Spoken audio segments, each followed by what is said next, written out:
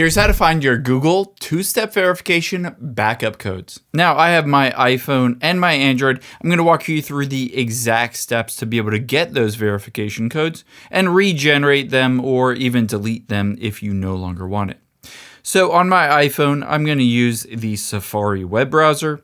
However, if you're comfortable with Chrome, on my Android, I'm going to open up Google Chrome and I'll walk you through the exact steps.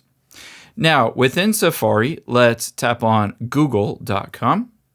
And from google.com, you can see at the top right, I'm logged into my account. Just tap on your profile button. And then make sure you're signed into the correct account that you want to get those codes for. And tap Manage Your Google Account. Now, within here on your Android phone, it works a little different. You'll see at the top right is your profile. Tap on that. And then you can see at the top is your Google account and my name with my email. Just tap on that. From here, scroll down to the bottom and tap on Manage Your Google Account. You can see it brings you to a similar page, again on iPhone or Android. Next, tap on Security and Sign In. And then scroll down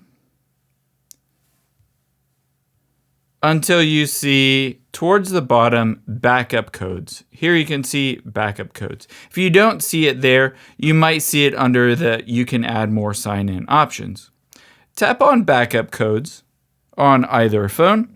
And again, it might use your Face ID or just your passcode. So let me just autofill that and enter in my passcode here. After I've done that, I'll be able to see the backup codes for my Google account. Keep in mind, these backup codes are super secure and these allow you to be able to log into your account. So don't share these with anybody. And if somebody else were to get access to these, all you need to do is tap the little refresh button here and you'll be able to get new codes. Or you can also just tap on the trash can icon to delete these backup codes. Of course, you can also just choose to print or download the codes. But again, make sure no one has access to these because if they do get access to any of these codes, they'll be able to log into your Google account.